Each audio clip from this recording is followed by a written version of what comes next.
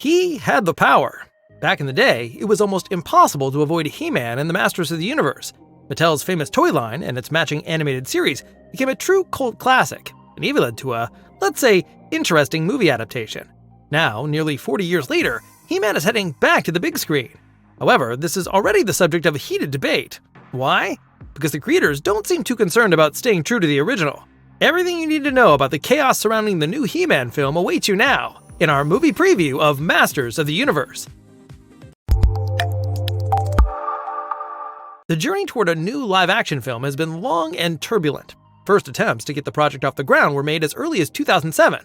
Warner Brothers and Sony Pictures were involved at different points, and several directors were considered, but nothing ever came of it.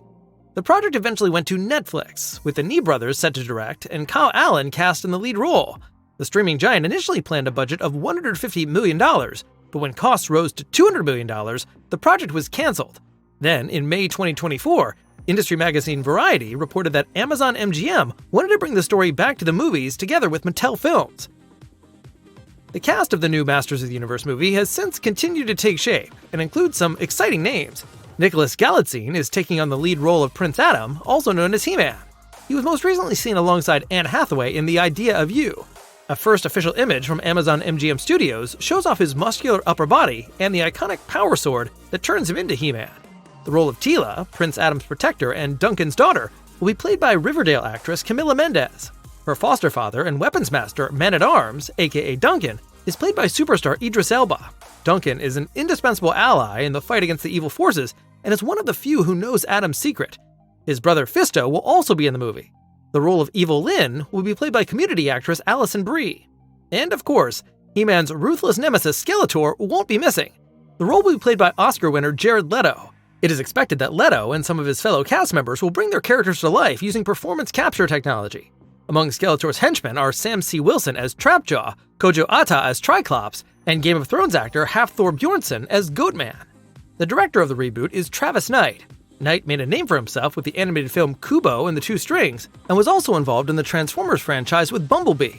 The screenplay was written by Chris Butler, known for Paranorman and Missing Link.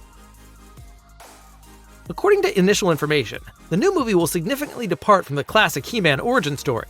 Instead of starting directly with Eternia, the movie will begin with 10-year-old Adam crashing on Earth in his spaceship. There, he is separated from his magical sword, his only connection to home. His decades-long search eventually leads him back to his home planet, which he must defend against Skeletor. To do so, Adam must first confront his past in order to finally become a He-Man. In the earlier animated series, Earth was never featured. Only the first live-action film starring Dolph Lundgren sent He-Man to New Jersey in 1987, and that was for budget reasons. Filming is currently taking place in London, which has already led to numerous leaks and set photos on the internet. Reactions from fans have been quite critical. In particular, the casting of Jared Leto as Skeletor has sparked a lot of debate on social media. Opinions range from skepticism to doubts about whether Leto can even do justice to the villain. Some fans, for example, insist that Skeletor must be properly ripped. Idris Elba's casting in a role traditionally portrayed as white has also drawn considerable criticism. Additionally, the changes to Prince Adam's well-known backstory suggest that a faithful adaptation of Masters of the Universe is unlikely. As is so often the case, we find ourselves asking, why even bother making a He-Man movie then, instead of just creating a brand new fantasy story? Still, we are open to being pleasantly surprised. Perhaps the changes won't matter as much in the end, and longtime fans of the franchise will get their money's worth after all. At the very least, the inclusion of so many supporting characters suggests the filmmakers aren't afraid to embrace some of the series' more bizarre characters. The theatrical release of Masters of the Universe is scheduled for June 5th, 2026.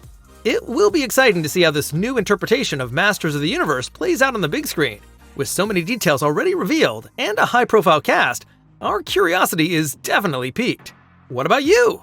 Is it time for a new He-Man movie? Or do you think live action just can't do the franchise justice?